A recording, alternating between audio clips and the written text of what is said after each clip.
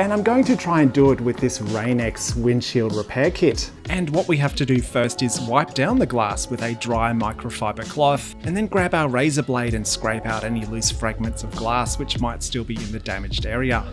And what we need to do next is grab the applicator base and position it perfectly over the top of the damage. Next up, we need to get our resin chamber and start screwing it into the applicator base. Now that we have the resin chamber in place, we can now squeeze 3 to 6 drops of the resin into the chamber directly. With the resin poured into the chamber, we need to start screwing in the pressure driver. This is going to force the resin into the crack on your windscreen. We then need to repeat this process a couple of times, and then remove the applicator base from the windscreen before adding one final drop of resin to the affected area and then putting on a curing sheet. What we want to do is scrape off any resin which is sitting proud of the windscreen glass and just scrape off the remainder.